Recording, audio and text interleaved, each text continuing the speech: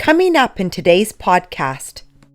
Right. And it was almost as if these people, they were like zombies. Yeah. You know, they were under some sort of control. There's no doubt about that in my mind, because I knew so many of these people. My mum would get us back to Peterhead every available opportunity because she didn't like the English that much. But yeah, I knew these people, and they weren't like that. They would have been horrified in any other circumstances. You've already touched on it. There was a generational tension. I think that JT Jr. deliberately spoke to the young people. I think he often mocked the older people. He was older himself, but he liked to align with the young people. This is what I've described in my book. And he liked to provoke the older people in front of the younger men, older men in front of the younger men, in order to show that he was one of them rather than one of the fuddy-duddy older ones. But actually it's much more obsessed with bums and bottoms and pooing. Yes, exactly. Which is so childish, but also it's the language of a bully, right? It's the language of a bully looking to humiliate other powerful men in the room. I'm very aware that at the time and since, some people have said that the tapes were faked. Incidentally, another favourite Trump word,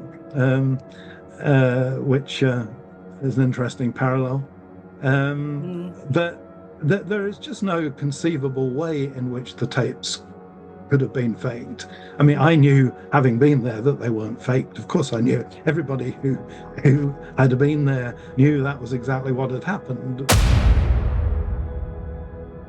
And were shocked when my dad came to pick us up the following morning, the Sunday morning, to find his opening statement was, "It looks like Mr. Taylor's going to be withdrawn from."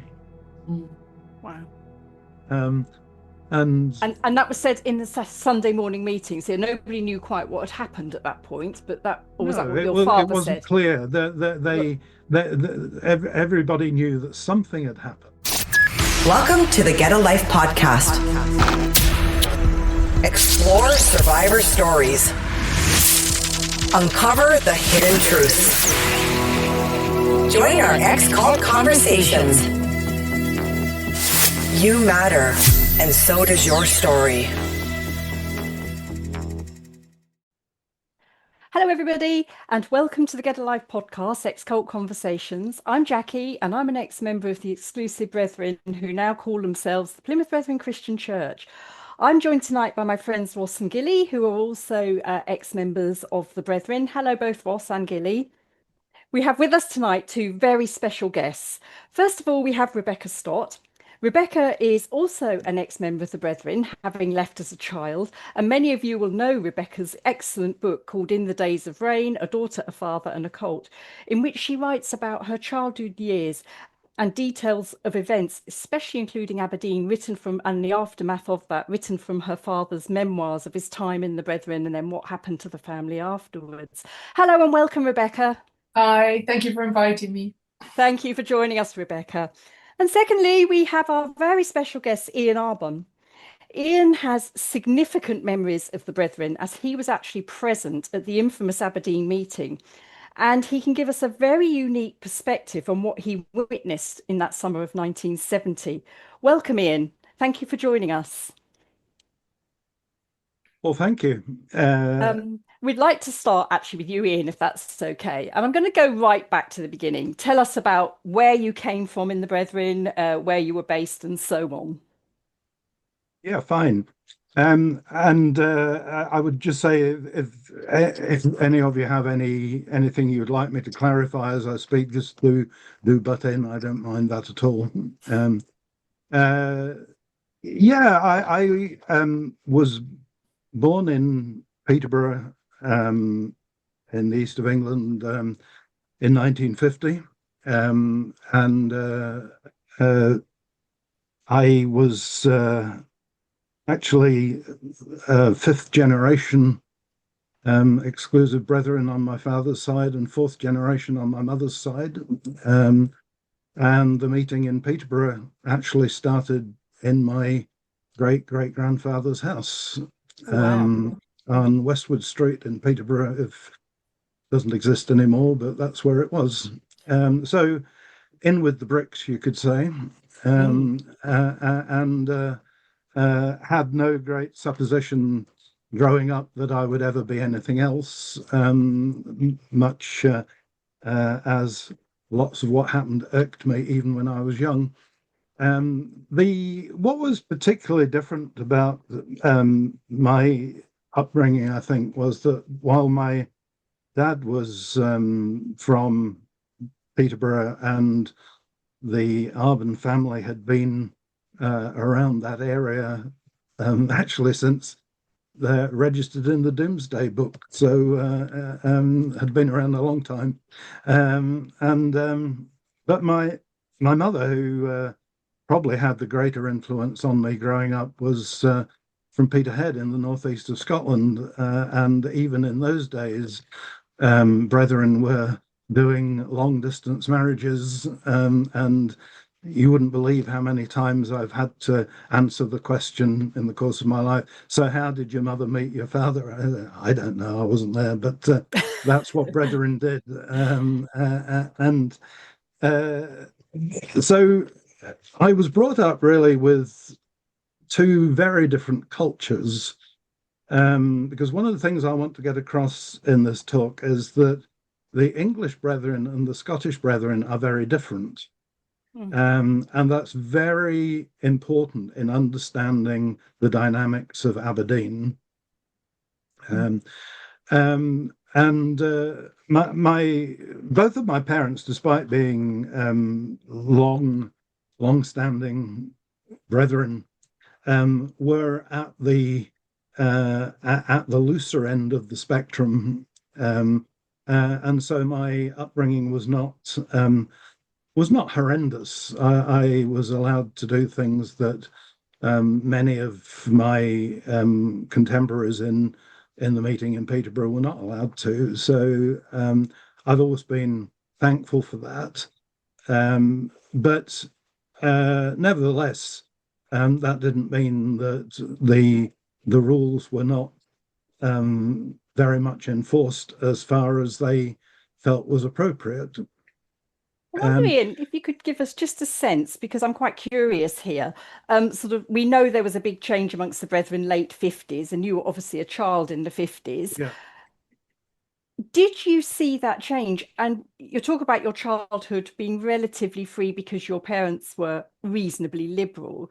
But do Yeah. you think the Brethren were a different church then to the one they became a decade later? I've often thought about that question because it's a very good one, and it's very difficult to say when the 50s were the first 9 years of my life, and you don't Mm, ask very deep questions in those times. But I I actually, I mean, I've had lots of time to reflect on this and looking back with the benefit of many years of hindsight and understanding. But I think that the big sea change in Brethren came at the 1959 meetings in Central Hall, Westminster. And before that, I think I was going to come to this later, but I'll mention it now. I think they moved in 1959. They moved from being what you might call an extremist sect to quite definitely being a cult, and there's no doubt about that in my mind. That's an opinion, of course, but I've given a great deal of thought to the subject. So yes, in a sense, they were different. Um, the best people left in 1959 and into the early 60s over the matters of eating and associations and so on. And in fact, most of my parents' friends left, and it's very strange that they didn't. I'm kind of glad they didn't, because my life story would be very different. But they stayed and just rebelled whenever they could, and within the limits that it was safe to rebel. And how old were you, Ian, in 1959? 9. Yeah, yeah. And so did you feel it? Did you register the shift? Could you feel it? I mean, I'm conscious from the research that I did that the rhetoric was all being ramped up at the time about Yes. being a soldier for God and being. Yeah. Yes, I sensed it, but as I said, I was only 9 years old or 10, and you don't think deeply at that age. But looking back on it, I can definitely see a shift, because the people we related to most left at that time, and we continued with the people we didn't really relate to as much. Um, uh, And the reason for that was, that my parents didn't leave, I think, was because of my mother, who, as I mentioned, was from Peterhead, which was a very, very big meeting in those days. It was one of the biggest meetings in the United Kingdom, much bigger than Aberdeen, for instance, even though it's a much smaller place. And that mainly was because of the strength of the brethren of all different kinds among the fisher folk in Peterhead and all around the Murray coast. And so they had an interpretation of exclusive brethren, which was very different from that which was generally seen in England, which was much, much harsher. And I'm really coming back to this point of the two different cultures that I grew up in, and I was very conscious of this. But my mum's brother lived in Aberdeen and was quite an important part of the Aberdeen meeting, which is how I got to the Aberdeen meetings in 1964 and in 1970. Otherwise, I wouldn't have been there. And he was a JND scholar, and didn't like the evolving ministry of Jim Taylor at all, but was of the opinion that as it was interpreted in Aberdeen, it was the right place for him to be. And if he thought that was the right place to be, then my mum thought that was the right place to be. And that's really why we didn't leave in the early 60s. But the two cultures are very, very different. And I even grew up in the east of England speaking fairly fluent Doric, which I do to this day.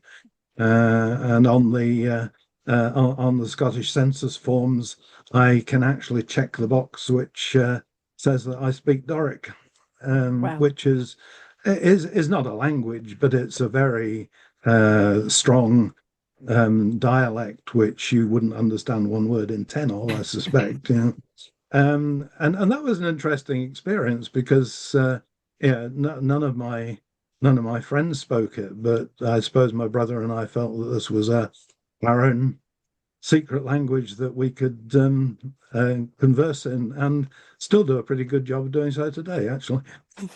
Uh, could be useful at um, times, well, yes, indeed. as the young lads Well, growing up, I imagine. yes, but but the two cultures, Brethren-wise, were also very different, and the Scottish Brethren were much less keen to take on the latest ministry than the English Brethren were, almost across the board. And you could places as close together as Newcastle and Edinburgh were radically different in that respect. And growing up, this was very evident to me, and I much preferred the Scottish part, which is perhaps why I and my brother also actually live in Scotland today. Have done for many Could years. you But possibly sort of possibly proffer a reason as to why that might have been?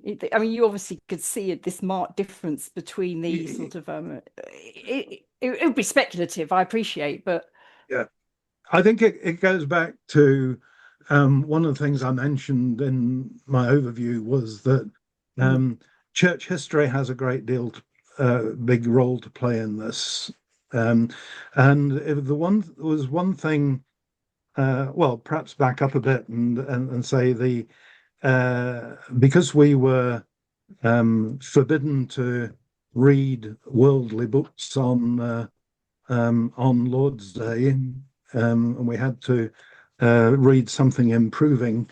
I chose at the age of about 8 or 9 to start reading books on church history, which was very much allowed, of course, even though you don't have to read very far into church history to realize that the origins of Brethren are not on very solid grounds at all. And even as a youngster, I could begin to see that, and started challenging the basis of Brethrenism in my own thinking. In immature as it was at that time, and it's remained a lifelong interest for me. And I've lectured on church history and so on. So it's something that I look at everything in the light of that. And Scotland, as you no doubt know, the Reformation became Presbyterian or Calvinistic. The teachings of John Knox, who had studied under Calvin in Geneva. England, rather famously, became Anglican, and that was a slowly evolving process that Henry VIII gets the blame for it, but and rightly so. But it was fleshed out much more in the reign of Edward VI, and particularly in the reign of Elizabeth I.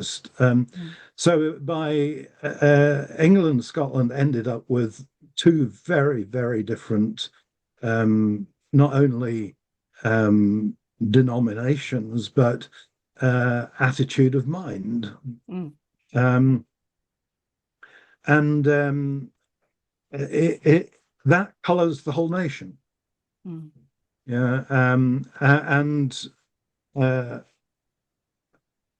Now, I have to be honest and say that I have ended up as an Anglican, not as a Presbyterian. But I understand that the Presbyterian Calvinistic ethic in Scotland, which while it's in and although Brethren profess to have come from nowhere and not be connected with any of the existing churches at that time. In fact, they were very influenced by them. So the Scottish Brethren were much more Calvinistic than the English Brethren. But at the same time, they would challenge much more than the English Brethren would. And so the latest ministry was very rigidly and rapidly enforced in the English Brethren, but was much less enforced by and much more slowly by the Scottish Brethren. And I will come to this later, but the relevance of all of this to Aberdeen is that the previous week, the equivalent meetings had been in Preston, and much the same thing happened. I'm led to believe. I wasn't there. I've not read transcripts of it, but the story goes that it was very much the same as what happened at Aberdeen, but the reaction of the Brethren in Preston was radically different from what it was in Aberdeen and the rest of Scotland. And I don't want to belabor that point. I just want to say that is a very material difference that I don't think I've ever seen highlighted in any of the accounts of Aberdeen, even though Rebecca's grandfather was Scottish. So yeah, and that's part of it, which we'll explore later. But do you mean that? So I also have heard that similar things were going on for some time before, and that the relationship with Madeleine Kerr was not a new thing, that this had been going on for a while. Yeah. But what happened in Aberdeen was a whole new level, surely. He was found. Sorry, I know. Am I jumping ahead, Jackie? No, not at all. Not at all. I was just I going think to that's backtrack slightly. That's why Yeah. the only reason I'm going to backtrack is because I'm very conscious there may be some people listening to this podcast who don't even know what Aberdeen was about. So I was just going to put a very small bit of context. We refer to Aberdeen, but I'll say it very briefly because I know Ian and Rebecca, you're going to talk about this, delve into this in much more detail. For those that don't know why Aberdeen was such a watershed in the Brethren's history, the leader at the time was caught in bed with another man's wife. And as you can imagine, in a very strict religious circle, that was a big watershed. But I just say that to put it into context for any listeners who, ex-brethren and brethren, all know Aberdeen, what it's about. So that was all I was going to say there. Thank you. So massive sexual scandal. Yeah. And you are correct, Rebecca. Sorry? You are correct, Rebecca. We've had another witness on this podcast that can attest to the relationship going on with JT Junior and Madeleine Kerr before Aberdeen. Yeah. I've had the same from witnesses that I consulted. But it might be just worth saying 1970, July 1970, and JT Junior is in his 70s. Massive sexual scandal, and it changed the lives and indeed the history of the Brethren and many, many families. It turned things upside down overnight. Many thousands of people left. Yeah. And the Brethren have gone on from there. But yeah. Yeah. Well, yeah, I don't. The Brethren continue to deny that it ever happened. Yeah. Ian. Well, the English Brethren did, and that's the point I'm making. Virtually everybody in Scotland accepted the Aberdeen judgment, so-called, which I'll come to in a while. But that's why I'm emphasizing this difference. Because from what I've heard, and I say I wasn't there, so I don't know this for a fact, but very similar, I've heard this from people who were, very similar events did take place in Preston the week before, but nothing was done about it. So let's just park that for a minute and we'll come back to it, yeah?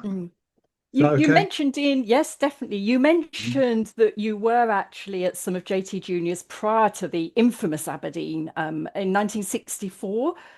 Perhaps you could sort of talk us through what Yeah. that was like in the mid-60s, because that's another era that's very interesting in Brethren's history, isn't it? Well, and very important to understand, because it was very much in two halves.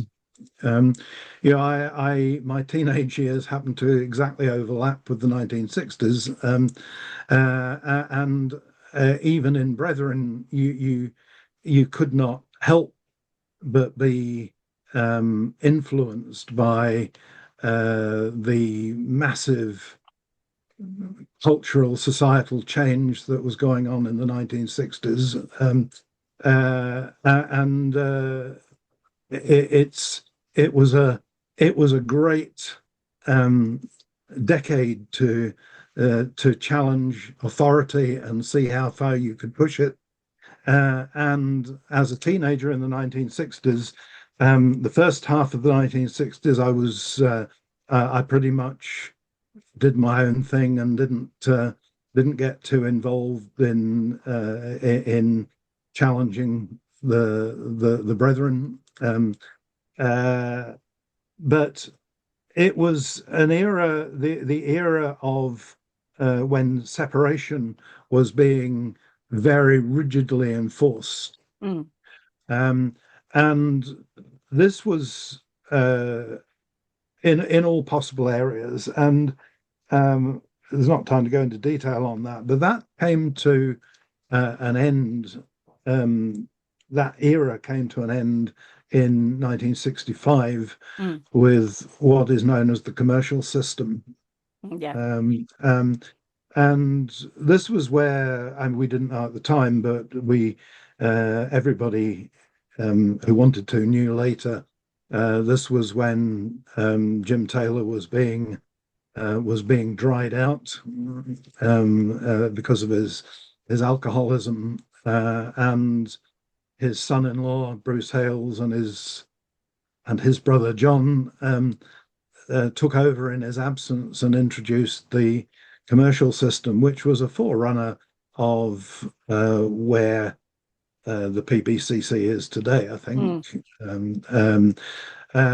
Now it was deeply unpopular in among the traditional Brethren who had been the enforcers in the early 60s, but it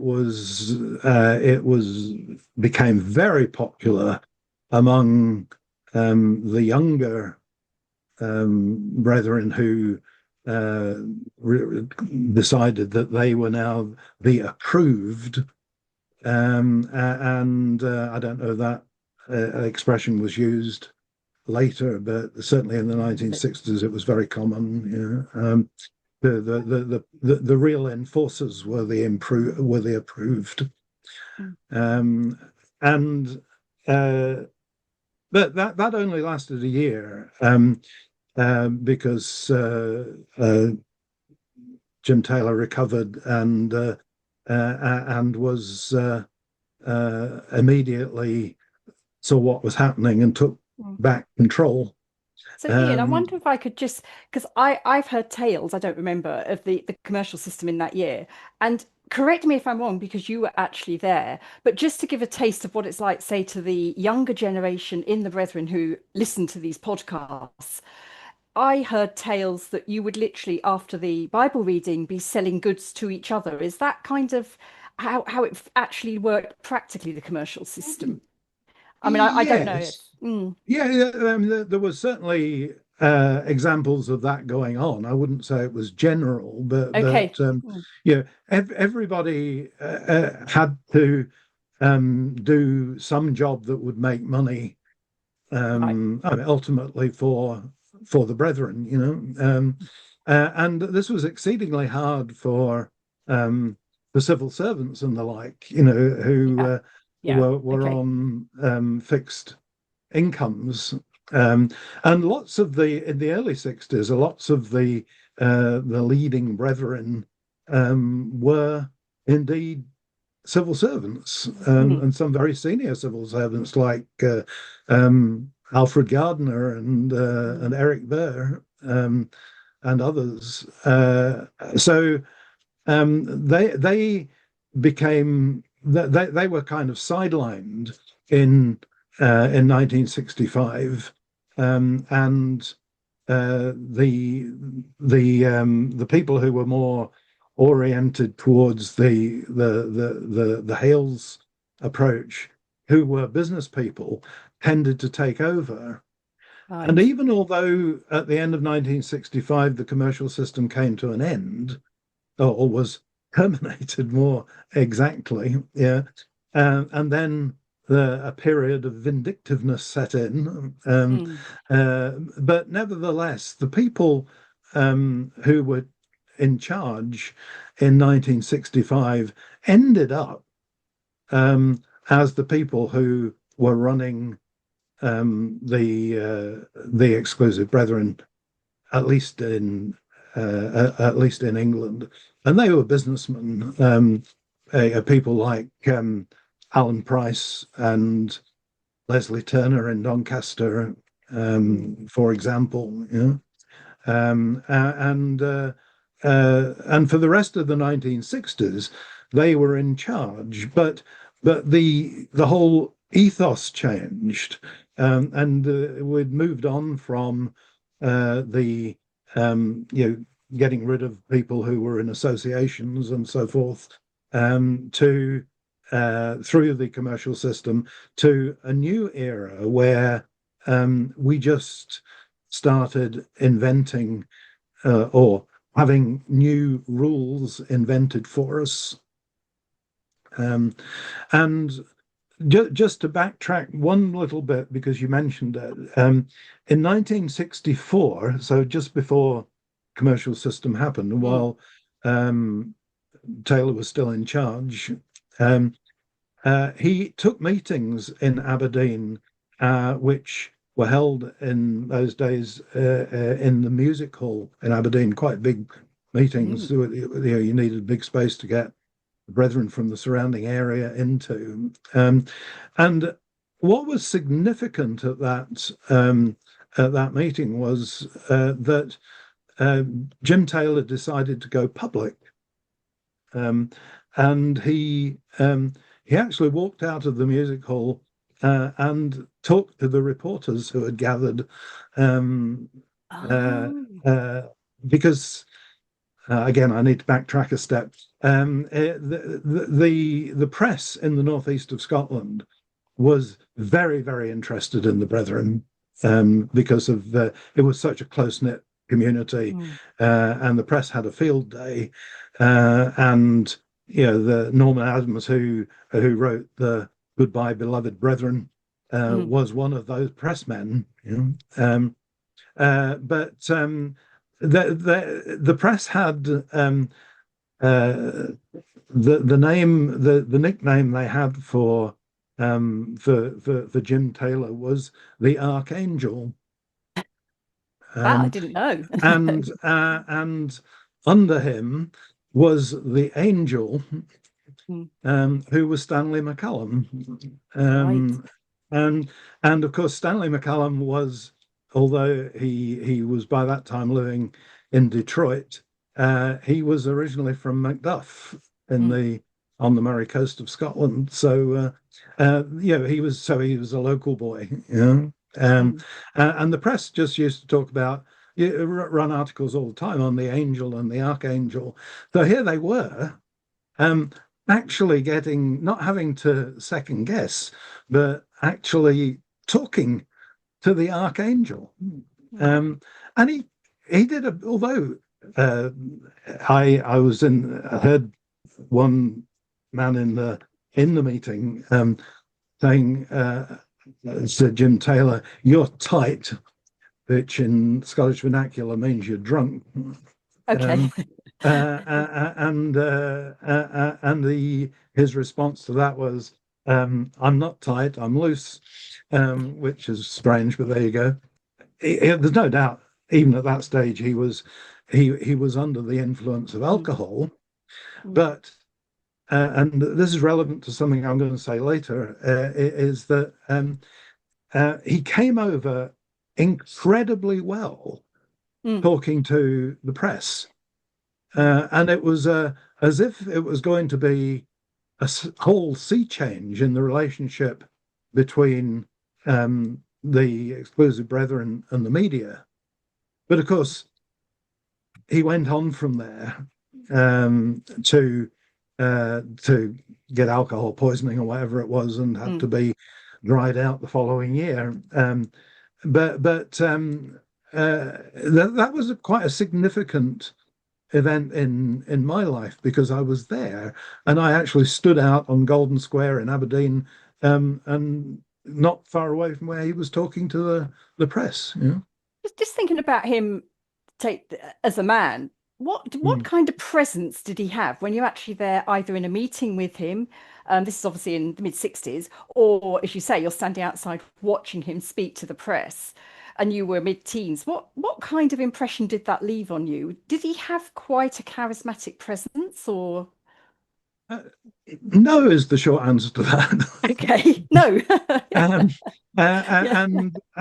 I mean, obviously he did to the more with it brethren, but to a becoming rebellious teenager, not particularly. And I remember that's why I was so impressed by the way he dealt with the press, because I'd never seen that side of him before.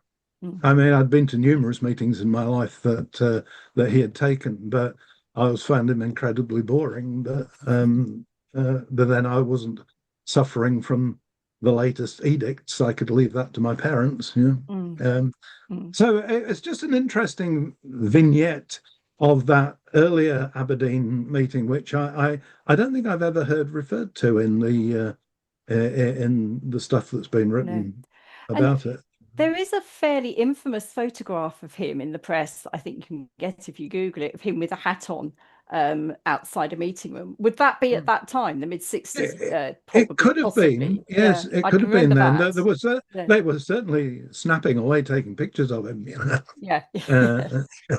I used to have the press cuttings, but I've lost them somewhere over the years. My father collected them,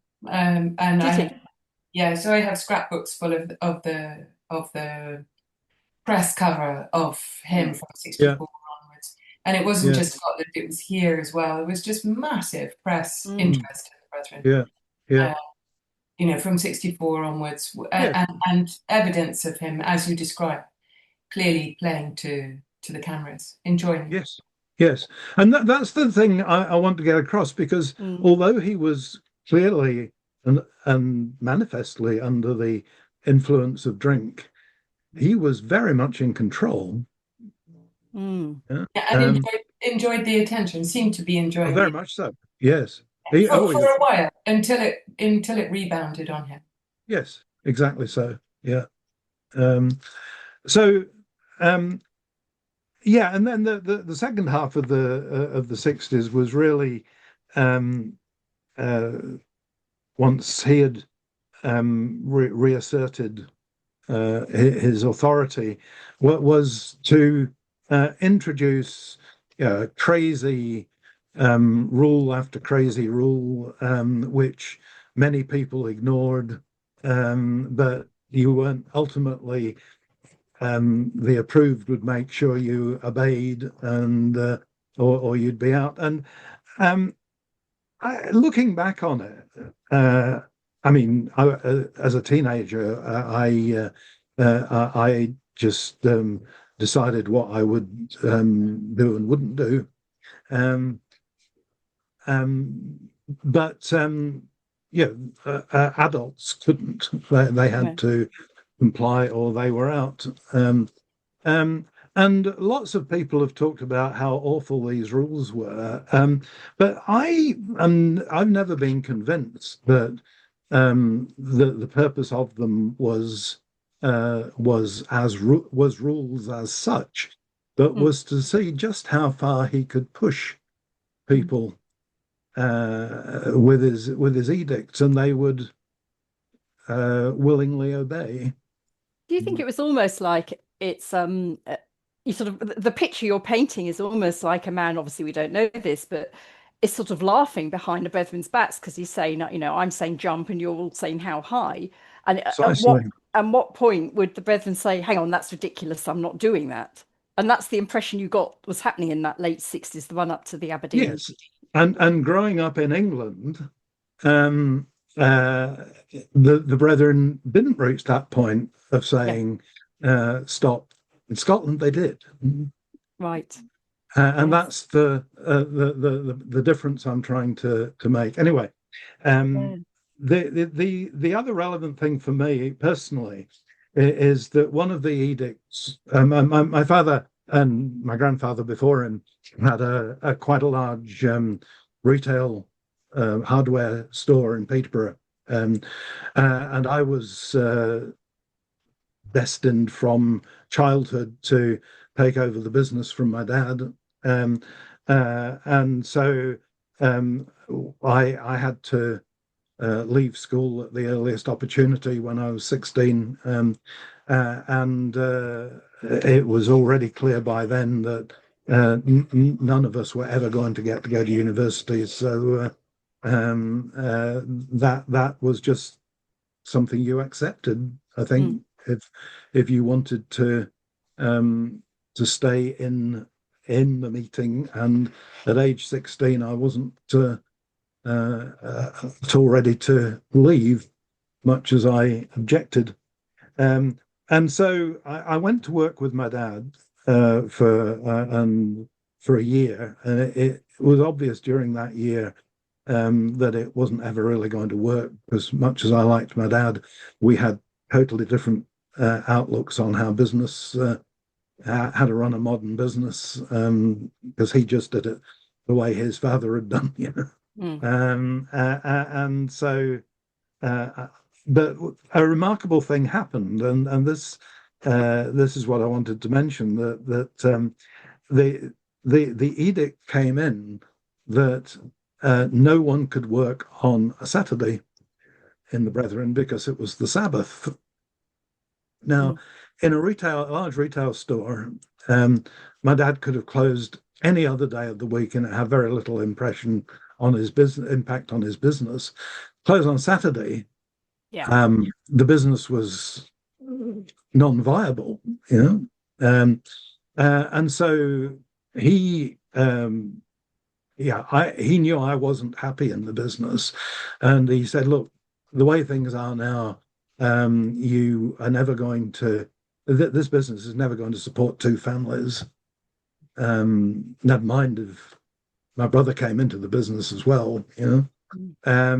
And so he helped me find a job because I had no qualifications, as an apprentice in a local engineering works, where there were already two brethren working there, so it was regarded as semi-safe because they could keep an eye on me, and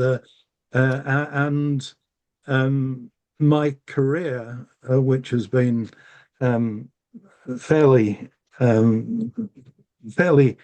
successful, really started from that very strange decision. So it's another thing that I have to thank the brethren for, that they got me out of there into a wholly different environment. And of course, being an engineering factory in the 1960s, it was heavily unionized, and I mean, I was an apprentice. I couldn't join a union, but I became very interested in the whole concept of trade unionism, communism, and became a communist, and thereby an atheist, which to me seemed very logical, because I couldn't believe that God would do such a terrible thing if he existed, that he was doing to me and my family. I don't suppose I thought it through any more than that, but that was how I felt at that time, which was fascinating. And I was awfully glad, actually, that although I went along to Communist Party meetings. I never joined the party because you couldn't until you were 21.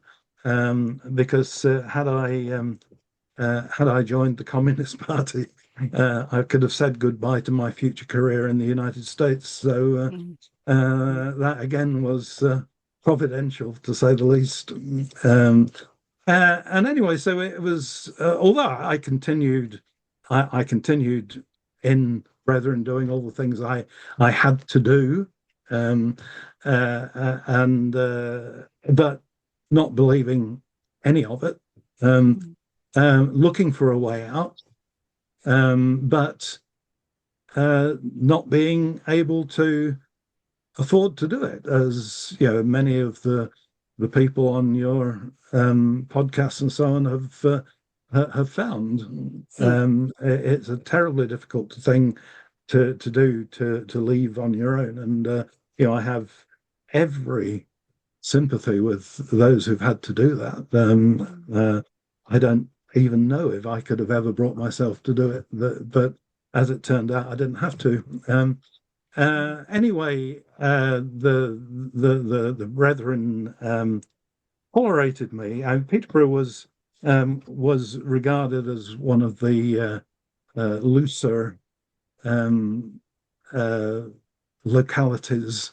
They didn't have real hardline enforcement, and so we had about a dozen teenagers in the meeting at the time, and we formed into a gang and called ourselves the Approved, because we thought that was far better than the hardliners having that term. And we linked up with similar-minded Approved in other places, particularly Nottingham, as it happens, because they were also a similar, less rule-enforcing meeting. Other meetings in the area were very enforcing, and we just couldn't relate to the teenagers there. But anyway, even in Peterborough, they got fed up of me eventually, because they weren't quite sure how much longer they were going to tolerate me. So I was a bit of a loose end, and then the week before, through my uncle in Aberdeen, we managed to get an invitation to the Aberdeen meetings for my father and my brother and myself, and the Brethren in Peterborough were pleased about this, because they thought if I went there, I might just get right, and come to see things as they wanted. They perhaps viewed that if you went to the Aberdeen meetings, I imagine that would be perceived as quite a privilege. And as you say, it's a bit like nowadays, I think they send youngsters on what they call encouragement trips. So I believe, yeah. Yeah, it would be akin to that, in that they'd think you're there, you're with this leader of the Brethren, whatever they would call him, and hopefully would toe the line. Was that how the Brethren in Peterborough viewed it when they knew you were going? Yeah. I think so. Yeah.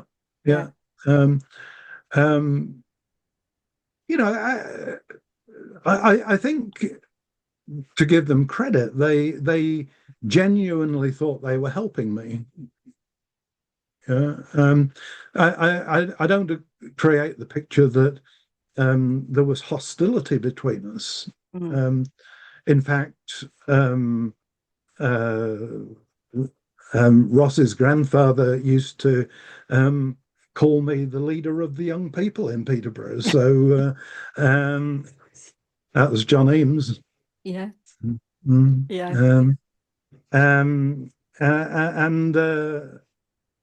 So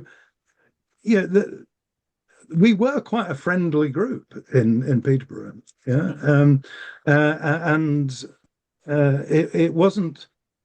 It wouldn't have been an easy decision to make, to leave, for all sorts of reasons. Anyway, we did go to the Aberdeen meetings, and the again, just to set the scene for Aberdeen, the you asked me about the building that was the meeting room in Aberdeen, which I do think is very interesting, and not really thought about it much before. It was a former Presbyterian church, and it was built on the side of a street in Aberdeen, the west end of the city, called Rosemount Viaduct. And so it was built against the viaduct. So the front door opened onto the viaduct, but was on the second story of the building. So it was a big 4-square church, and so the ground floor was the same square or rectangular format as the rest of the building, and then above that, at viaduct level, you had the main church, and then above that you had balconies around 3 sides of the building, with a platform at the end where you didn't have a gallery. And was this a building that the Brethren had bought, or yes, did they? They'd only bought it about 3 years earlier. Right. Okay. And because and it's very typical Presbyterian church. They're almost all built like that, because the big difference of Presbyterianism is that they did away with the altar that you would find in most earlier church buildings, and replaced it with a pulpit, because they were much more into preaching than anything sacramental. So, and of course, no frills, no embellishments. So radically different from what you would have in an Anglican church, for instance. And of course, the Church of Scotland, established Church of Scotland, is Presbyterian. It's not Anglican. A thing that many people even nowadays get mixed up, because it sounds like it's the Church of England and Scotland, but it isn't. And the most of the meetings were held downstairs, because there they could have a circle in good Brethren style, Right. But upstairs, which is where they held fellowship meetings and the like, was still in this very traditional format, which was very rare in the Brethren at that time. So that's the layout of the church. And so, very unusually for those days, there was there were people sitting on the platform, as they had been in the early 60s, and it wasn't the circular format that we had become used to. So I sat on the in the gallery, facing the platform,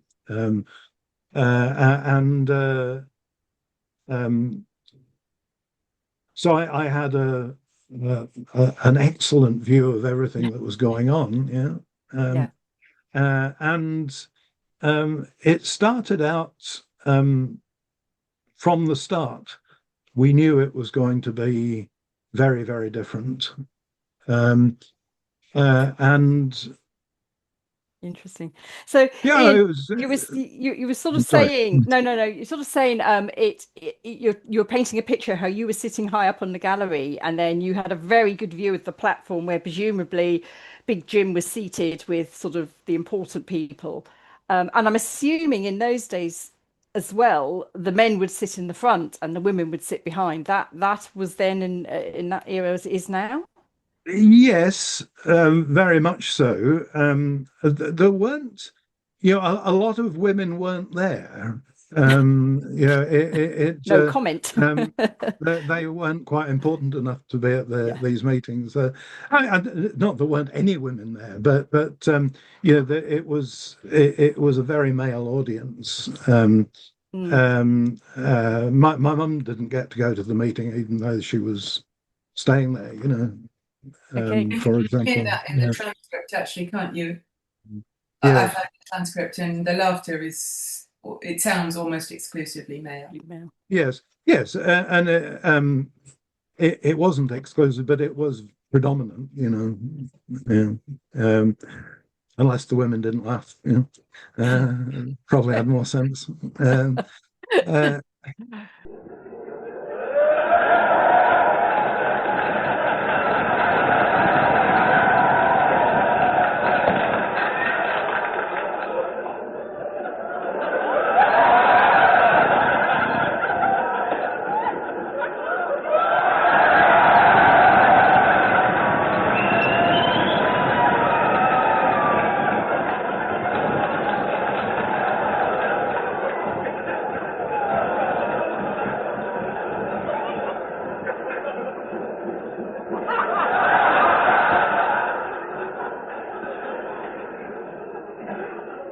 I would like to know, Mr. Taylor, is this to be the pattern for all meetings?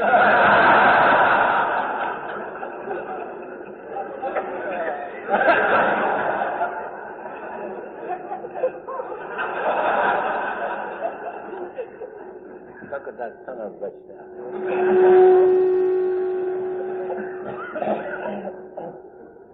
there. It was clear from the beginning these meetings were going to be different. And I say that because I noticed something on the website the other day. Someone was saying, are the tapes of the earlier meetings, not just the Saturday afternoon one? And yes, there certainly were. And somebody responded to that saying, oh, well, no, they were just ordinary meetings and it didn't really kick off the Saturday afternoon. That's not the case at all. He started as he meant to go on. And what was particularly different was the use of, whether nowadays we would regard them as bad swear words or not, but there was swearing going on from the very beginning in the meetings. He was calling all sorts of leading ministering brothers bastards and son of bitches throughout the meetings, and what a lot of people remarked upon in hindsight, but not at the time, was he was making great play on it's an hell of a good time we're having, which the assumption certainly later was that he was using or abusing the name of God, El being one of the Hebrew names for God, and so that's where the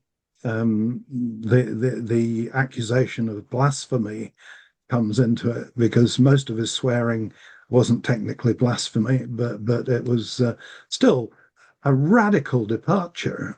And I remember one of the addresses on the first day being given by a very leading Scottish brother at the time, Tom Bennett, who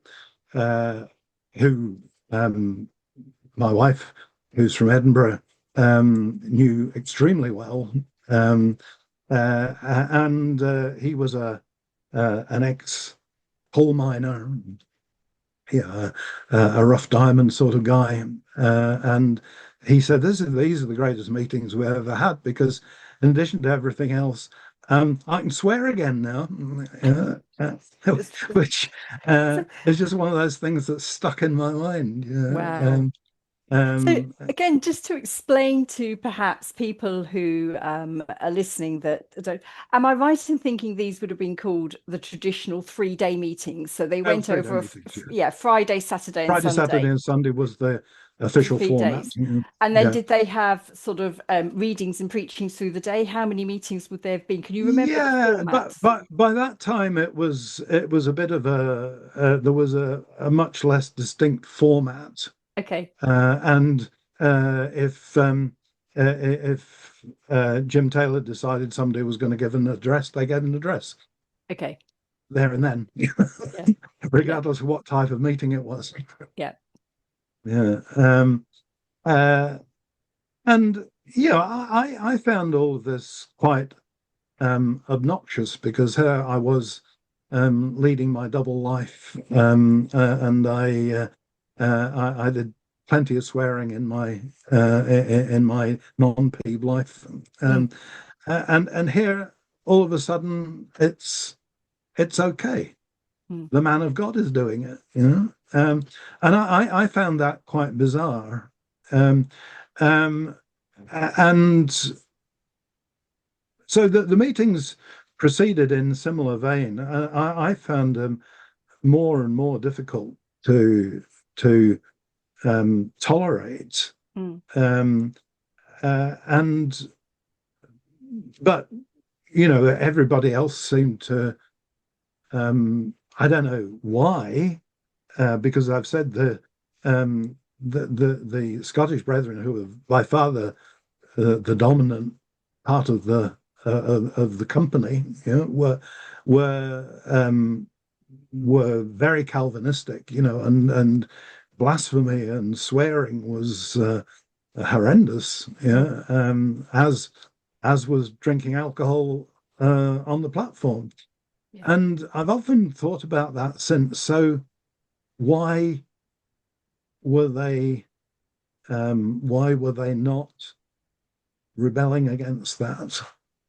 It was not something they'd become accustomed to. It was something quite new, what was happening at Aberdeen, to me anyway. I, as I said, I don't know if it was exactly the same at Preston the previous week, but and you were how old at this time, Ian? You were 20, you say, about 19, 20? Yeah. Yeah. Mm-hmm. And sorry. I was just going to ask the question, thinking about what you heard, and you've got this blasphemy, and you've got what people would construe as swear words coming into the meeting, and possibly alcohol too. And did nobody say anything? You never heard a whisper that other people felt as uncomfortable as you did. No. Did you sense that at all, or not? Were people just? I very much sensed that. You did. Okay, right. And it was almost as if these people, they were like zombies. Yeah. They were under some sort of control. There's no doubt about that in my mind, because I knew so many of these people. My mum would get us back to Peterhead every available opportunity because she didn't like the English that much. But yeah, I knew these people, and they weren't like that. They would have been horrified in any other circumstances, and that for me was the scary bit. And when it got into the Saturday, things got progressively worse. There's no doubt it was getting worse, and there were points where in the podcast that you had with Guy Wilson a few months ago, the conclusion reached looking at the notes of the Saturday, one of the Saturday readings was these were just drunken ramblings. And I don't think they were drunken ramblings. I think there was a definite power there. And there was bullying going on. There was systematic bullying going on of particular men in the room who were being mocked and who were being maligned and who were being embarrassed and humiliated in front of their friends and family. And I think that power, it really needs to be acknowledged. Can I just proffer a speculative answer to the question that you raised about why people behave like zombies in that meeting? Because it's also something that, in the research that I did for my book, was one of the major questions that I had to ask myself. And I interviewed a lot of people of my father's generation who lived through it, and I interviewed and I read the witness statements, and I talked to, and I've got my father's memoir as well, which speculates about why people behave like they did. So I think, just briefly, I think you've already touched on it. There was a generational tension. I think that JT Jr. deliberately spoke to the young people. I think he often mocked the older people. He was older himself, but he liked to align with the young people. This is what I've described in my book. And he liked to provoke the older people in front of the younger men, older men in front of the younger men, in order to show that he was one of them rather than one of the fuddy-duddy older ones. And I think he sorry, also, go on. So there's a class thing going on. There's an age thing going on, which is, let's shake this up a bit. And I remember my father saying there was also a kind of that year and the year before, that he would often that people would talk about the levity that he had brought to the meetings, that he was always unpredictable, that there was something alive and energetic, whereas all the old men were all asleep, they were falling asleep, they were rule bound, that he would come in. And for me, I'm often haunted by the way that Trump behaves, because I think there's a way in which he behaves in his rallies, which is unpredictable, quixotic, mercurial, constantly changing, and also mocking anything that's too serious and anything that's too ponderous, and any other men who've got more power than him. So I wonder, I'm not to suggest that JT Jr. was strategic or he had, but that this was the way that people were talking about it at the time. Which, I very much agree with you. I should have mentioned I have read your book, so and I didn't find anything I disagreed with at all about the descriptions of the meetings. They were very much as I remembered them. But I think the analogy with Trump is probably a good one, because we all know that he is not the brightest person on the planet, and yet he's got enormous control over young people, or at least men in their middle years. Who here he is, he can say whatever he likes. The excitement of not knowing what he's going to say next or who he's going to side with. I think there's something about that was happening with JT. Yes, there was, and there weren't that many young people at the meetings, but there were some there, particularly from England, who were not at all my sort of teenager. That they were very much right on with the ministry, and I don't think I'm talking about teenagers. I'm talking about people like my father, who was in his 20s, and who could suddenly see that JT Jr. might release him from the total power of his father. That my father's father, as it were, my grandfather, that what JT Jr. did was to constantly mock the older men, and my father loved that. He did. Well, no, he didn't love it per se, but it felt liberating. It felt like, here we go, there's energy in the room, Yeah. And there were some people in Scotland who of that generation, your father's generation, who were very, very much of that same right on with the ministry persuasion.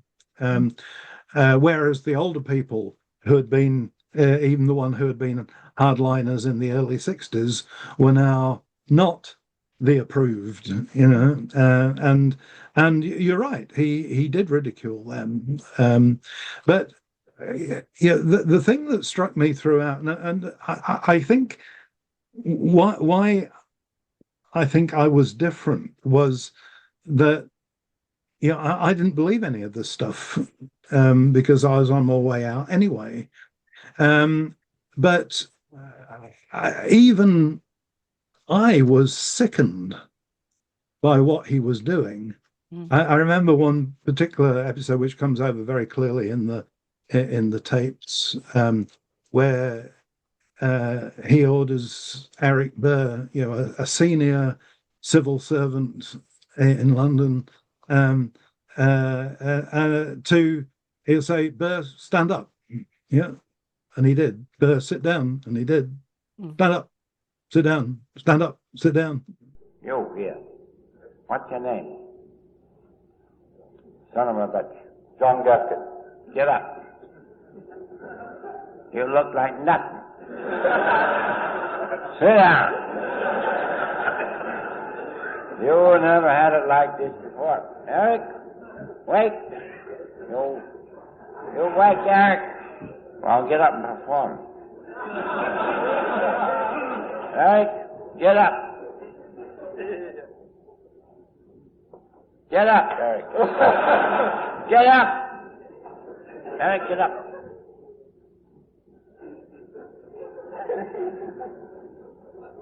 Sit down. You never had it like this before. Just quite clearly exerting some sort of control over him. Yeah. And also the language of, sorry to interrupt again, but it struck me looking at the transcript again, is something again I explore in the book, is the language is of pooing, of shitting. It's all about excretion. Lots of it is. And given that he had been talking about purging for years, suddenly the purging turns into, he's saying to the older men, have you been to the toilet today? Yes, have you that's right. had food today? In the worst kind of language. And it's so weird that language, it's partly sexual, but actually it's much more obsessed with bums and bottoms and pooing. Yes, exactly. Which is so childish, but also it's the language of a bully, right? It's the language of a bully looking to humiliate other powerful men in the room. Yes, indeed. You bum, you big bum. Scott. Bum. Scott, bum, Scott, bum, Scott, bum, Scott, bum. Now you have it.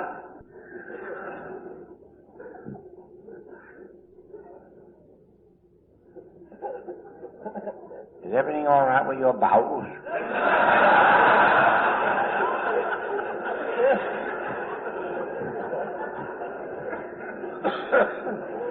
You never had it so good.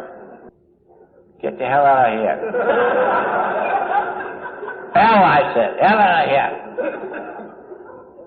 You big bum there, you Bennett. What are you doing there? You never had it so good.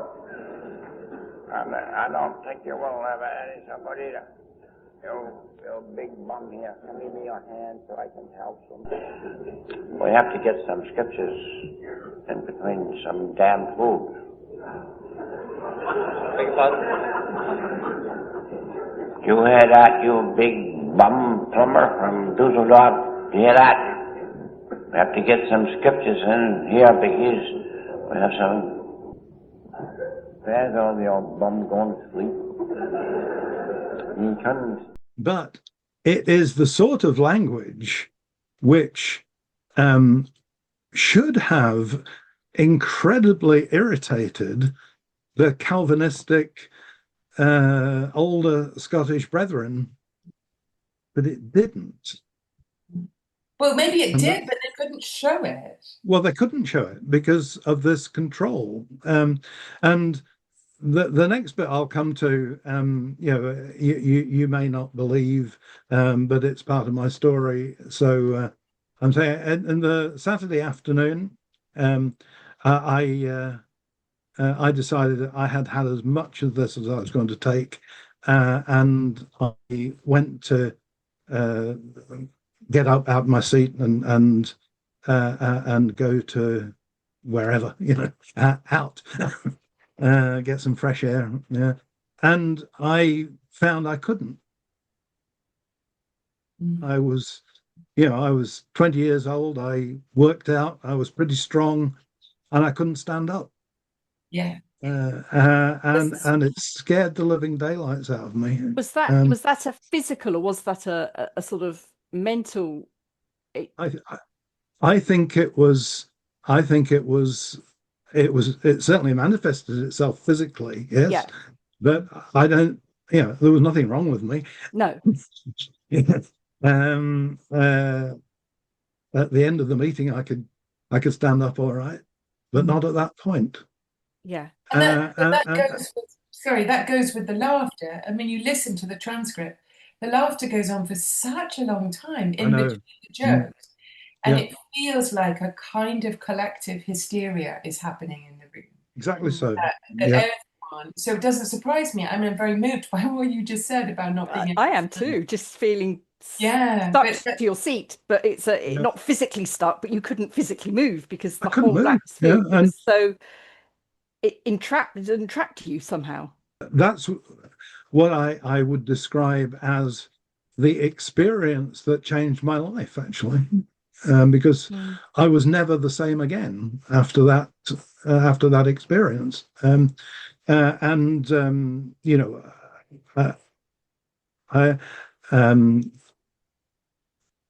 I've often said it was the most important day of my life, and when I got married the following year, and when I had when we had our children 2 subsequent years, they were very important days in my life, but not compared with that day. Because if that hadn't happened, my life would have been very, very different. Yeah. I didn't see anybody else who felt quite as strongly about that. There were 1 or 2 people who said they'd felt very uncomfortable during the meetings. But what I'm describing is way beyond uncomfortable. Terrifying is more correct. And I really didn't know what to do, because I knew there's no way I could spend the rest of my life in that environment. But at that point, I had no idea how on earth I was going to get out of this mess. So I'll say just one thing about the meetings before moving on. I'm very aware that at the time, and since, some people have said that the tapes were faked. Incidentally, another favourite Trump word, which is an interesting parallel. But there is just no conceivable way in which the tapes could have been faked. I mean, I knew, having been there, that they weren't faked. Of course, I knew. Everybody who had been there knew that was exactly what had happened. But the level of recording equipment we had in those days, there's just no way you could have put something like that together in the few hours that we had before the tapes were issued. And so that accusation was just stupid. It wasn't. We're not talking about tapes. We're talking about reel to reel. I saw the reel. These are physical objects that are large. They were taped. They were sent to my grandfather to do the transcription. Yes.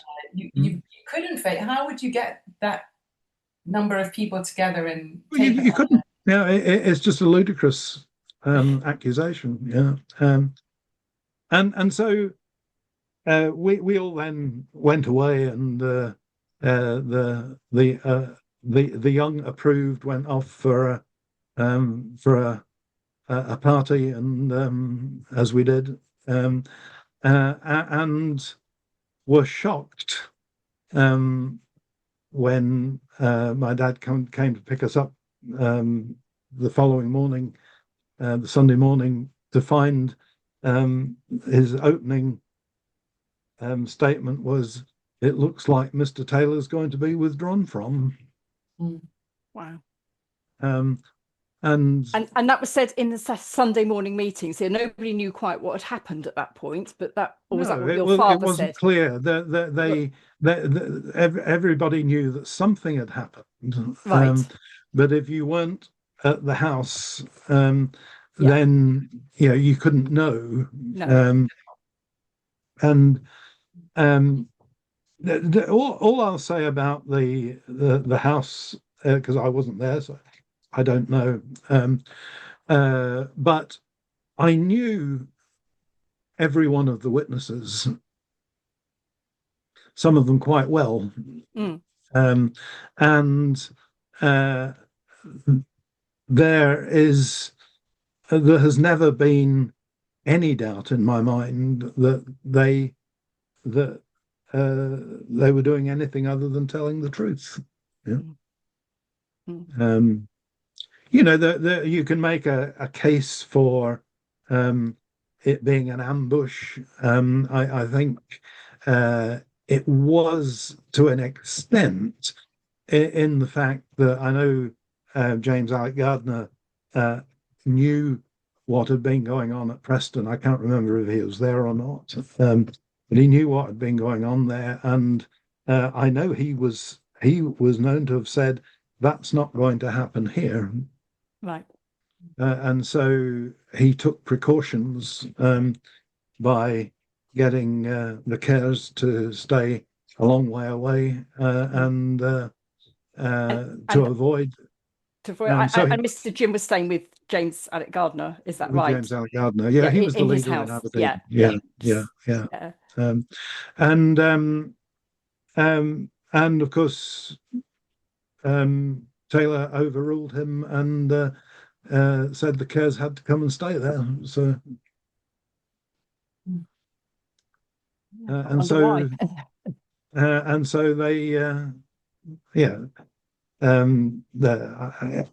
there's no need to go through all of what happened. There's no doubt in my mind that what they said happened. And it's all documented in huge detail in the pamphlet that my father and grandfather put together.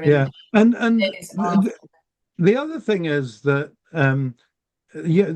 I've heard 3 or 4 different interpretations from Taylor supporters on what happened in the house, all disagreeing with each other, and none of them were there. I just don't understand how anybody would believe that at all. So it got to Sunday morning, and you were saying you got to the meeting, and the sort of word going round was Mr. Taylor's going to be withdrawn from. Was it kind of gone, or was it just one person that said that Sunday morning? How did that unfold on the Sunday morning in the meeting? I don't know, but by the time we gathered together for the Sunday afternoon reading, everybody knew some version or other of what had happened in the house the night before. And so we gathered for the Sunday afternoon reading to find that Mr. Taylor was not there, and that he had been sent home in disgrace to New York. And local leading ministering brother called Frankie Reed from Bucky took the afternoon reading, or the whatever and time what was of day the it was. feeling there. And the atmosphere then, I imagine, was very, very different to the atmosphere of the Saturday afternoon reading. Yes, What was the general feeling among the Scottish Brethren and people that were there? everybody was, I can only describe as shell-shocked. I can imagine. This was not what we had expected. It's not what I had expected. Because I didn't, as I said on the previous day, I had no idea how I was going to get out of this mess. Yeah. And yet here, the way suddenly opened up.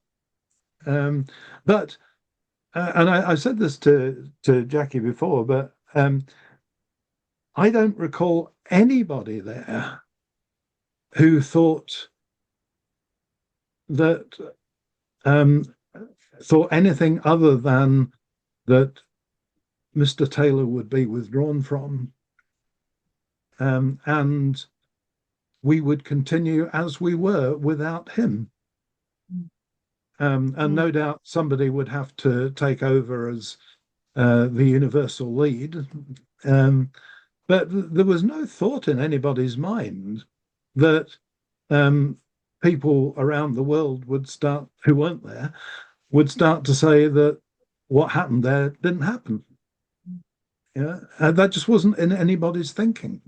It was quite a shock when we found out that. Well, I mean that comes the next day, but the way it all panned out was that the Brethren in Aberdeen effectively withdrew from Mr. Taylor,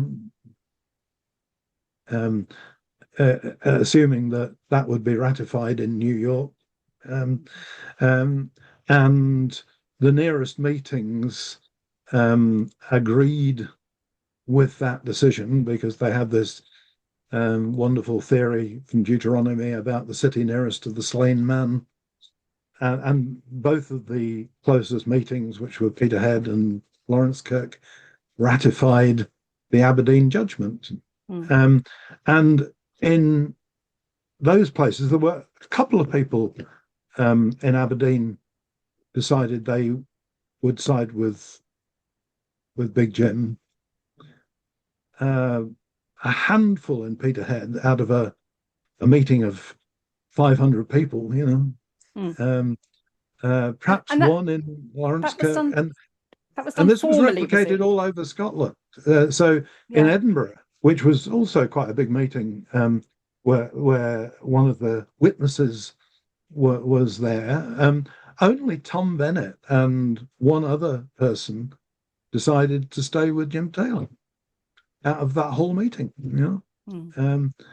And Glasgow, there were a few more went, but across Scotland there was unanimity on this. And the Aberdeen judgment was considered correct, and that now life could go on as before, and we'd have a reset, and that was that would be that. So it was a change of leader, and there were one or two contenders for that title, but we were all quite shocked to find that in England in particular, and then in the rest of the world, people weren't listening to the people who had been there. And a classic example of that was Peterhead that evening, Sunday evening. Alan Price from Barnet was preaching, and making it quite clear that he was of the same mind as we were.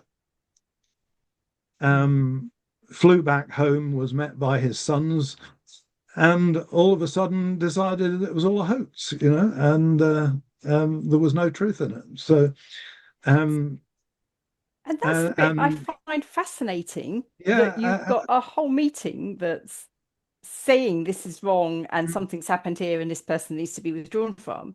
and how that was reversed, which is the next bit. I know both you and Rebecca can probably come there with her grandfather's experiences, how that was completely turned around in a matter of a week or so. Or less than a week. Less than a week. Yeah, because on the Monday, my dad got a phone call from the leader in Peterborough, who I won't name, but I'm sure Ross knows very well, and saying he was commanded to return immediately and to be at the ministry meeting on Tuesday evening. Now, Peterborough is about 500 miles away. And so that was, in those days, that was not an insignificant journey. And so we had no choice but to hurtle back to Peterborough and got there just in time to go to the ministry meeting. We were met at the door by the people who the previous week had been our friends. We were ushered to seat in the circle, were asked if we were in agreement with the Aberdeen judgment. Yeah. And my dad started to say, well, the facts are Mr. Taylor was in bed with another man's wife. And the minute he started, he was just shouted down by all these people who, none of whom had been anywhere near Aberdeen, who were the previous week were our good friends. Yeah?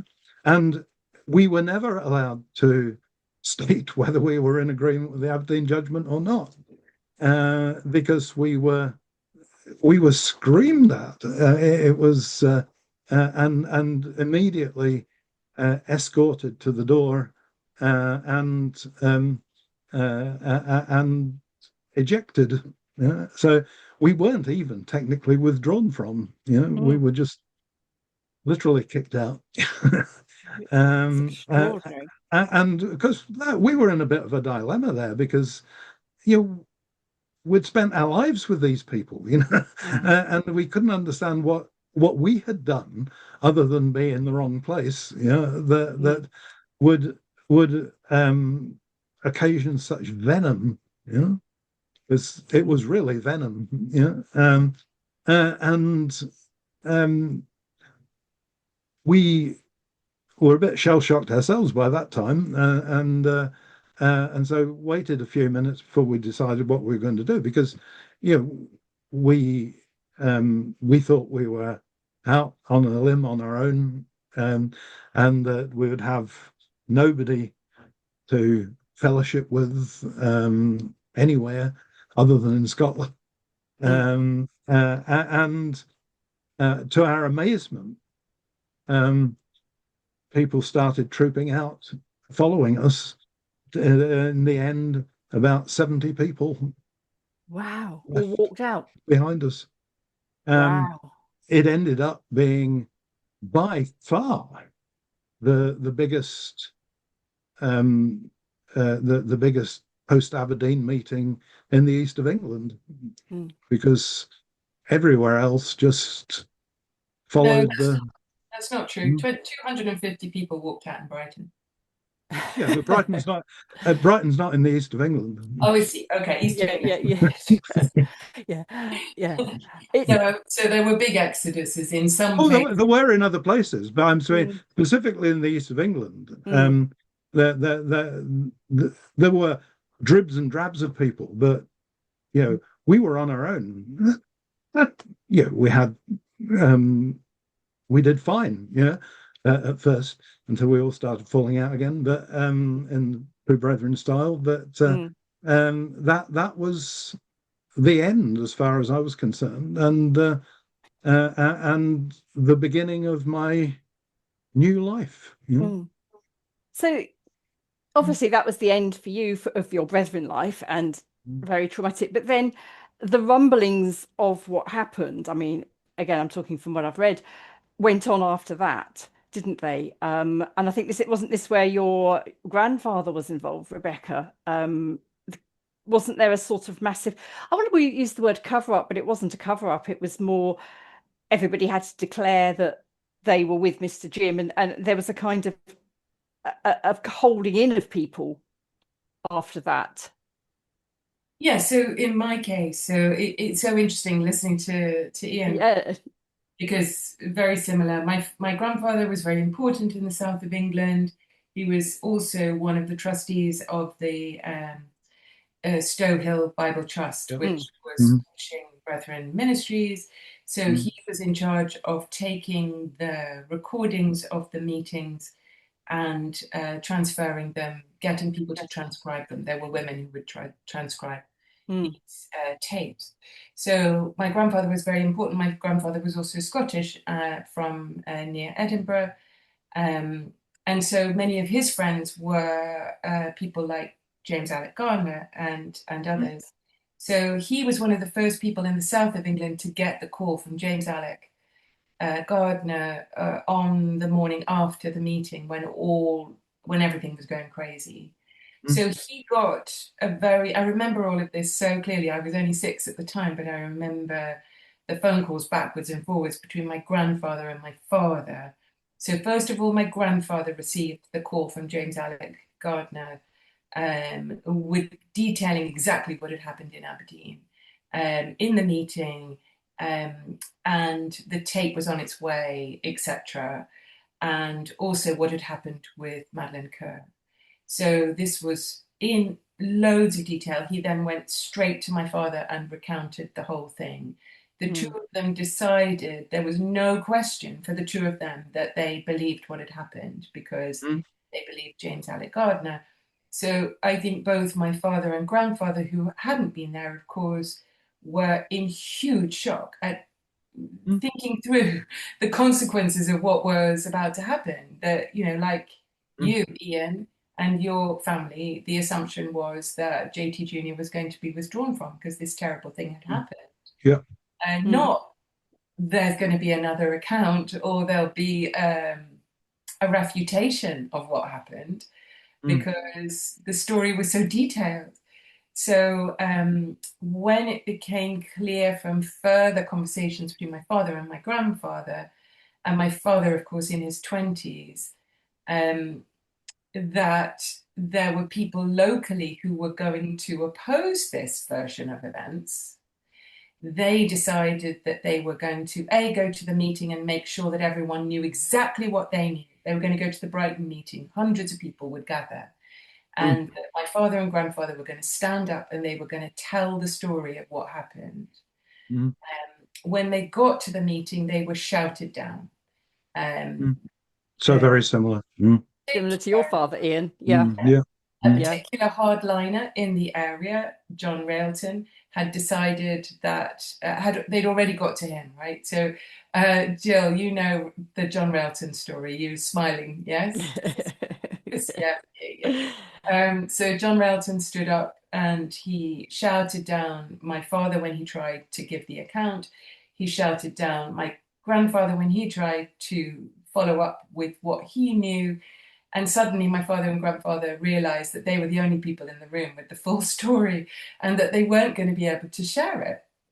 And at this point, John Railton stood up and withdrew from my father and asked him to leave the room. So my father left, and his closest friend, who I refer to William in the book as William, stood up after him and tried to speak, because he knew the details too, I think in some form, and he was withdrawn from. And at that point, everyone in the room started clapping and repeating what John Railton had said, which was, "Get out, you bastard." So those words were spoken to my father and to William, as they were withdrawn from. "Get out, you bastard," and all the men in the room. So we've got more hysteria here. We've got more towing the line, repetition, and also use of swear words. So "Get out, you bastard." So William remembers walking out through the long lines, hundreds of brethren gathered, listening to the chanting that had begun from the men, and realizing that he was going to lose his family, his job, his car, his house, everything as he walked out. Mhm. My father was already out. My father describes standing in the car park thinking that the world was going to collapse. He Yeah. felt so, he thought he was going to be sick from the shock, Yeah. the physical reaction. He felt himself gagging, gasping for air. What had just happened? Yeah. So William is then chanted out, did the same thing, also described to me when I interviewed him, the horror, the terror, the physical shock of what had Yeah. happened and the consequences of what were going to unfold. Were they going to keep their children? Would they keep their wives? Would their wives follow? Their wives were inside. My mother was home because she just had twins. She was 3 months earlier. So she Mm. always said she was very glad not to be there because she had the excuse of having the babies at home, so she didn't have to be there. I believe that's what. Anyway, so out she goes. Out he goes, and William goes afterwards. And then John Railton stood up and said that anyone who was telling this story was a blasphemer, and that anyone else who repeated any of this nonsense would be withdrawn from. Mhm. And that even if this woman had gone to John JT Jr.'s bed, it was an honor to do so, and he would be glad to ask his wife to do the same thing. His wife Eunice, I would be glad for her to go to JT Jr.'s bed. Utter It's just madness. And jaw dropping. at that point, when he said that, my grandfather, who was of course one of the great, one of the very powerful people in the room, who was, I think, probably held in his chair just by utter horror at what was happening. At that point, he got up and walked out and was followed by 250. Mm. Yeah. Who And it's all met interesting what in the you car say. park. Yeah. It's interesting what you say, Rebecca, about the feelings you wrote about your father had at that point. I mean, I'm thinking, you were actually there, Ian. You were kicked out of the meeting room, and I believe you told me it was your father and mother, yourself, and your brother. Is that Yeah, correct? that's right. Yeah.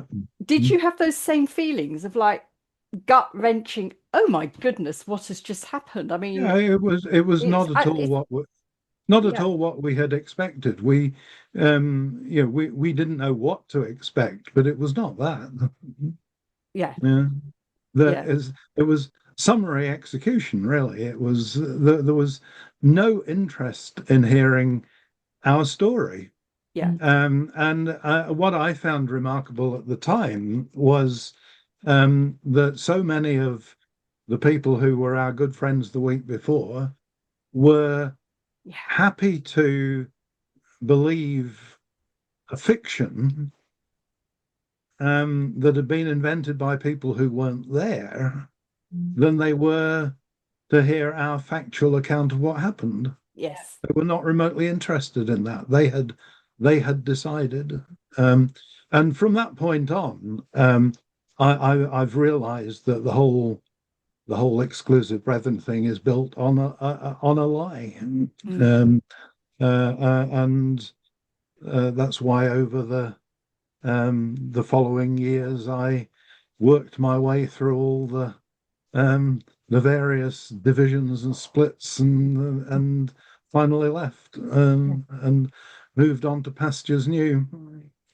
Back in Brighton, people started to get. I remember, I was 6 when this was happening. Obviously, very very young, but I remember the people started to gather at our house, and that soon after. I mean, again, talking about it was all so much about managing the story, what was true, what was not true, and I Mhm. remember my father and my grandfather. My father just telling me that what happened immediately afterwards was that he and my grandfather sat down and decided that the only thing they could do, because they'd failed to tell people in the meeting, or failed to be allowed to tell people in the meeting what had happened, was to gather all the witness statements as quickly as possible and use their access to the printing presses at the Stowe Hill Bible Depot to print a pamphlet that would be called If We Walk in the Light, Yep. and to I remember gather it well. every single witness statement that they could, all the people who Mm. were there in the bungalow who had seen Madeline Kerr going into JT Jr.'s room.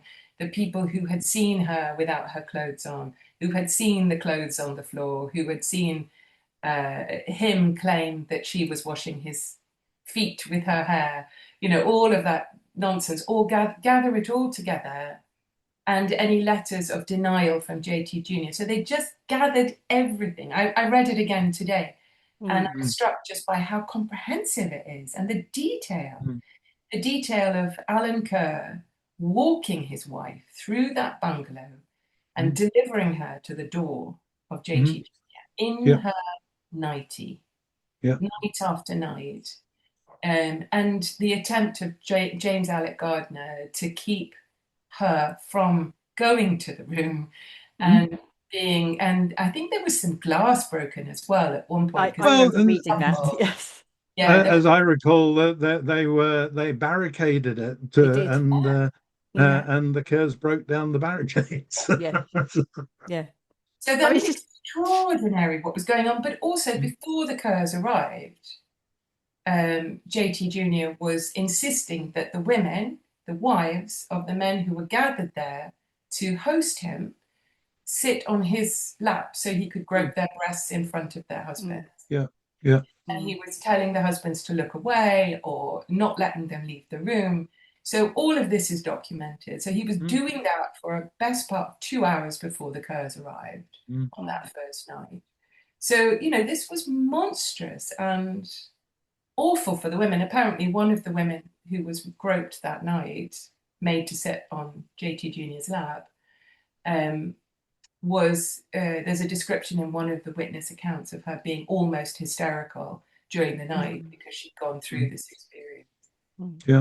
So, the impact on the people who were there of seeing it, and for the women, and I think, it is important to remember that the women had, those women had the most terrible time. But then my great mystery is what was going on with the Kerrs. Why was Madeleine, was she just cowed by her husband? Did she know what she was doing? What was going on? I mean, really extraordinary. So the detail in that pamphlet, which we will make available to people. Yeah, we can make it available to people with this podcast. Yes. Yeah. And then the account by my father and grandfather. It's signed. It's authored, supposedly authored by Robert Stott, but my father always claimed that he wrote it. He wrote the account in there. They probably wrote it together. So, I remember it very well, and I think your grandfather put his name to it because he was so well known in the Brethren, and indeed he was. I knew of Robert Stott from childhood. It was only after Aberdeen that I got to know him personally, but But then, of course, the pamphlet was printed very, very quickly, sent out. Irrefutable evidence of what had happened because people had signed their names. It was witnesses, one after another, who'd all seen it from different vantage points. And then that pamphlet went out. But if you were then discovered to have it, if it was in your house, if you had ever even glanced at it, you would be withdrawn from. I can remember, I don't remember events of Aberdeen. I'm a year younger than you, Rebecca, and I have no recollection of it happening at the time at all. But I do remember a little bit of the aftermath, so probably sort of 73-4, that kind of time frame. And I remember being told that there was this letter, and basically it was a test of your faith, and that presumably would be your grandfather's letter. And it was a test of your faith. If you read that letter, your faith wasn't strong enough. And that's what I was told as a child about Aberdeen. That, as you say, that complete denial of the witness statements. So they were referring to a letter, not a pamphlet, because this is quite a substantial pamphlet. Yeah, you've got to remember my memory as a child. I have no recollection of the actual events, but I remember being told that happened at Aberdeen. There was the letter. Things could have got misplaced in an interpretation 3 years later. But I was told the Brethren that letter, or I remember it being a letter or pamphlet, I suppose it was a test of your faith. And that was it. That was it. If you like you alluded to, if you opened that and read it, then you would be withdrawn from, because that would demonstrate your faith was not strong enough. Yeah. But I mean, Ian, to go back to what had happened to you, so your family was summarily dismissed that evening. Yes.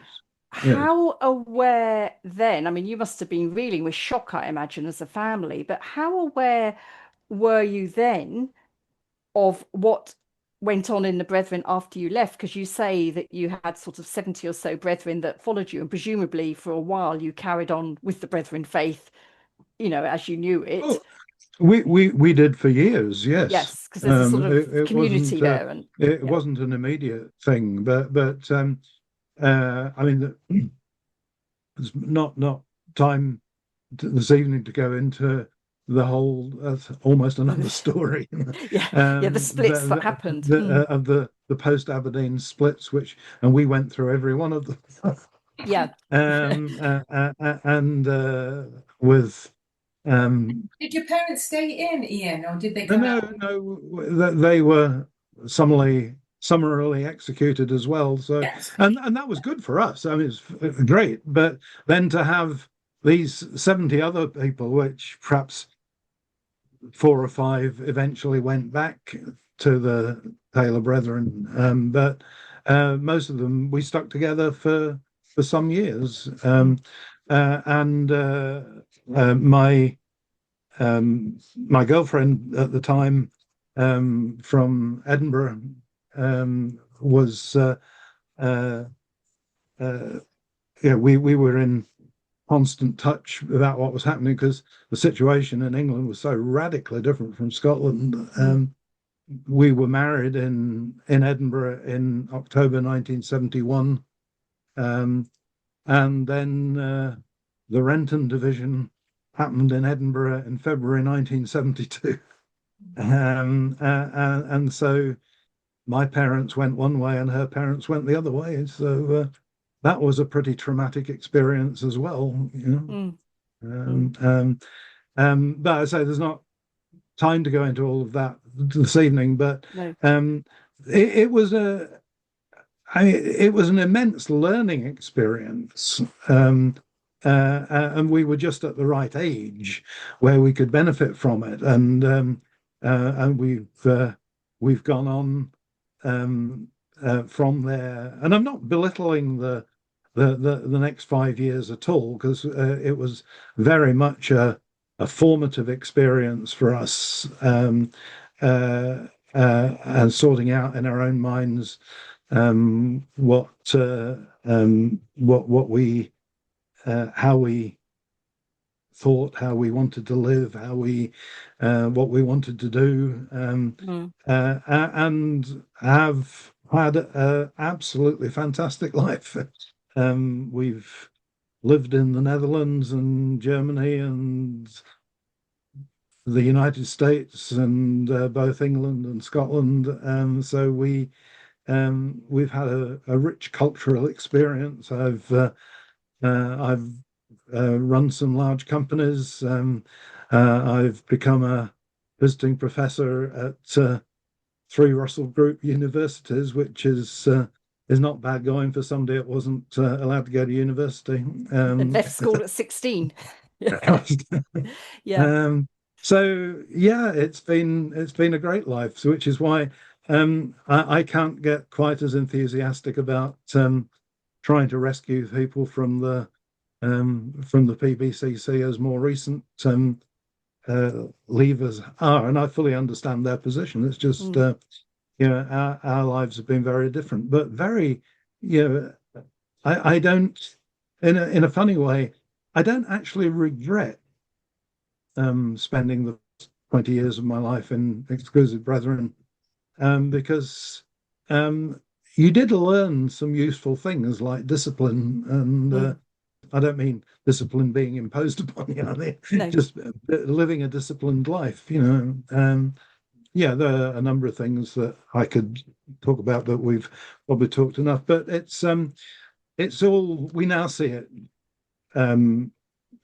my wife and I, as all part of our whole formation, you know. And yeah, at the time, there were many things we would rather have been doing than going to meetings endlessly. But over the whole piece, it's turned out extremely well for us. Which is great. I'm quite curious, just before we close, obviously, I would love to know quite, I mean, honestly, thank you, Ian and Rebecca, because you've given us an insight from two different perspectives of this Aberdeen incident that I think is so important to people still inside. You know, one from the eyewitness accounts and then one from the massive research and memoirs you have, Rebecca. But I'm quite curious, like Ross and Gilly, what was ever said about Aberdeen as you were growing up in the Brethren? Do you have any recollection many years later? Because I mean, you left sort of 10, 11 years ago, so both born after Aberdeen, as we established. So what was said, if anything, about Aberdeen? Do you have any recollection when you were in? I mean, I think I referred to it in the last podcast, but for me personally, you know, Aberdeen was almost a code word. You know, it was kind of, we grew up with this.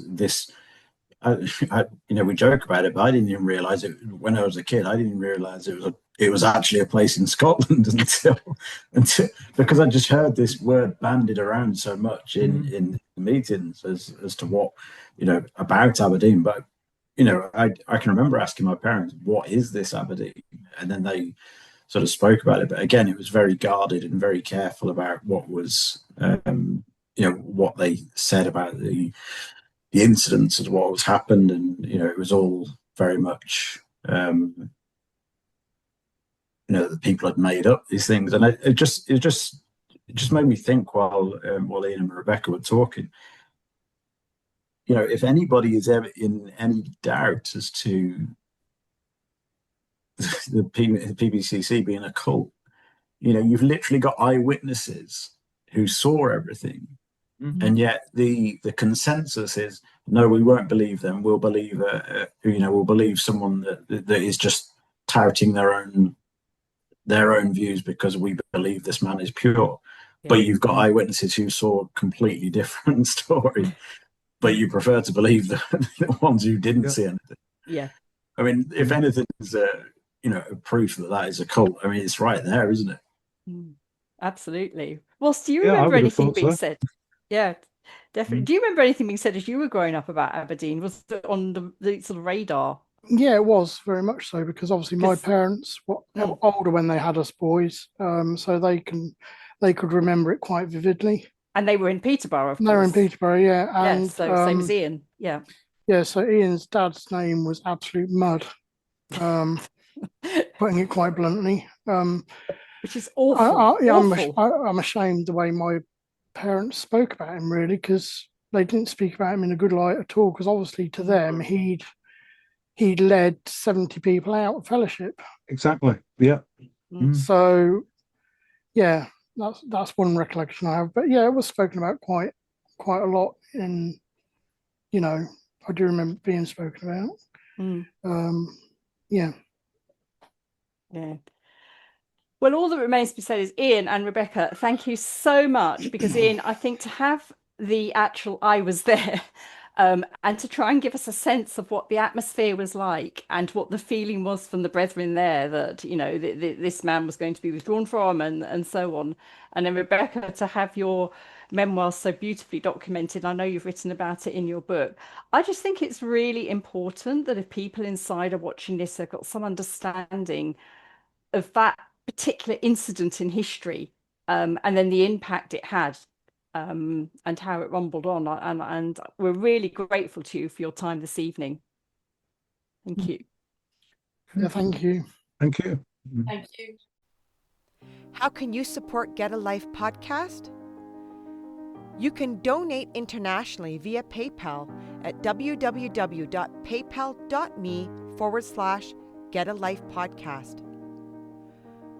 Or you can scan the QR code on your screen that takes you to our GoFundMe. Every donation helps keep this project alive.